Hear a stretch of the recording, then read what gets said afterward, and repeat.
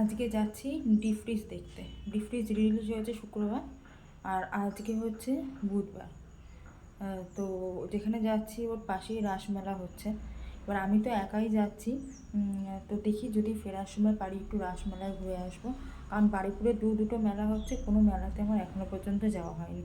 প্রতি বছর দুবার তিনবার করে যাই, এবছর তো কোথাও যাওয়া হয়নি। তো দেখা যাক, যদি সিনেমা দেখে ভালো লাগে তাহলে মেলায় যাবো, নাহলে যাবো না।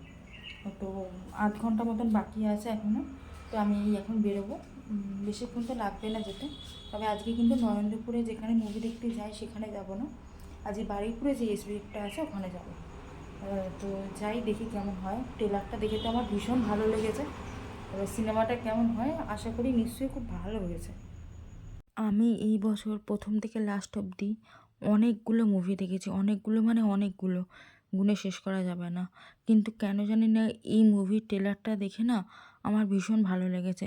তো আমি ভীষণ এক্সাইটেড যে কখন যাব, গিয়ে দেখব।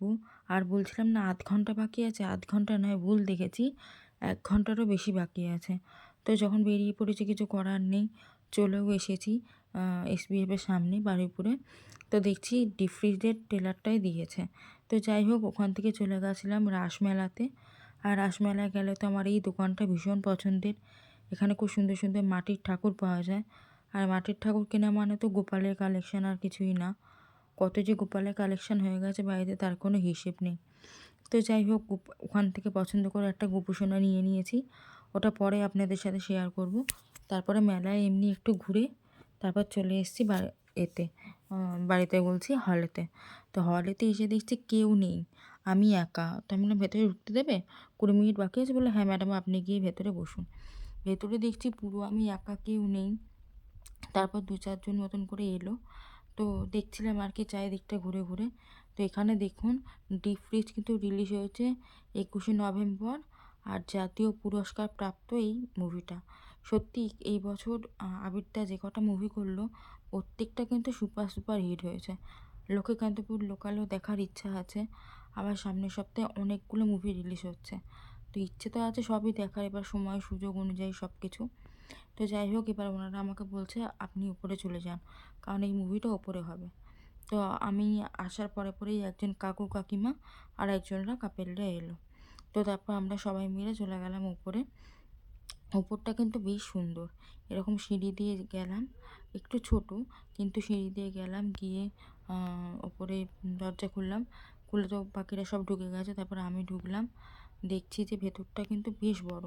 এখানেও বসে মানুষ ওয়েট করতে পারবে, যারা ধরুন এখানে সিনেমা দেখবে আর কি, মানে যাদের টিকিট এখানে পড়বে। তো যাই হোক, এগুলো আমি দেখতে দেখতে ঢুকে পড়লাম হলের ভেতরে। হলের ভেতর ঢুকে তো আমার এত হাসিও পাচ্ছিল, কান্নাও পাচ্ছিল। এত ফাঁকা হল, আগে যে দেখিনি তা নয়, দেখেছি, কিন্তু সেদিনকে যেন অতিরিক্ত ফাঁকা হল লাগছিল। আর পরে মনে হচ্ছিলো এত ভালো সিনেমাটা, এত ফাঁকা হল, জাস্ট মানে কেমন লাগছিল একটা। তো এই বসেছিলাম আমার পাশের সিট, তার পাশের সিটে ওই কাকিমা আর কাকু বসেছিল। আর এইদিকে সিট তো গড়পড়তায় ফাঁকা, সামনে 2-3 জন মতো বসেছিল, আর বাদ বাকি কাউকে দেখতে পাইনি, কেউ ছিল না। তো শুরু হচ্ছে ডিপ ফ্রিজ। মুভিটা ভীষণ ভীষণ ভালো হয়েছে। এখনের সমাজের যে অবস্থা সেটাকেই তুলে ধরেছে, আমার ভীষণ ভালো লেগেছে। বাংলা সিনেমা এলে মোটামুটি সবগুলোই দেখার চেষ্টা করি। এবার একদম তো পরপর সব কিছু হয়ে ওঠে না, তো মোটামুটি চেষ্টা করি যে যাতে সবগুলো দেখতে পাই। তো আজকে যে সিনেমাটা দেখলাম ডিপ ফ্রিজ, ওটা আবির করেছে। তো সিনেমাটার মধ্যে না মানে বোঝার অনেক কিছু আছে। তো আমি দেখছিলাম, দেখে দেখে এটা ভাবলাম যে আমাদের জীবনে যা কিছু হয় আমরা মনে করি আমাদের সাথেই সব থেকে খারাপটা হয়েছে। কিন্তু মানে কথায় আছে না যে character lost is everything lost. সত্যি মানুষের চরিত্রটা সব থেকে মুখ্য ভূমিকা পালন করে একটা মানুষের জীবনে, বা তুমি যার সাথে থাকবে তার জীবনে। তুমি যদি নিজেই চরিত্রহীন হও তাহলে সেই মানুষটার জীবনে এর থেকে দুঃখের আর কিছু হয় না। তো মুভিটাতে খুব ভালো করে মানে ফুটিয়ে তুলেছে আর কি, যে সত্যিই চরিত্রহীন একটা মানুষের সাথে থাকা যায় না। তো পুরো মুভিটা দেখে আমার ভীষণ ভালো লাগলো। আমার ইচ্ছা রইল আবার আমি দেখতে যাব।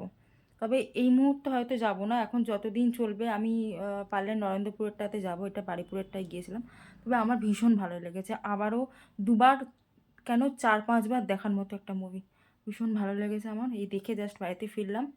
বাড়ি এসে দেখছি মা বিয়ে বাড়ি চলে গেছে, এবার আমি একা একা থাকবো, মা কখন আসবে আমি জানি না। তো চলো বাই। আমার মায়ের মামাতো ভাইয়ের বিয়ে ছিল, তো আমি তো যাইনি, সেই জন্য আমার জন্য পোলাও, চিকেন, ফিশ, কচুরি, চানা মশলা, 2 রকম মিষ্টি, আইসক্রিম, ফিশ ফ্রাই সব কিছু মাইমা গুছিয়ে পাঠিয়ে দিয়েছে। তো মুভি দেখে রাতে খাওয়া দাওয়া করে এখন শুয়ে পড়তে গেলাম।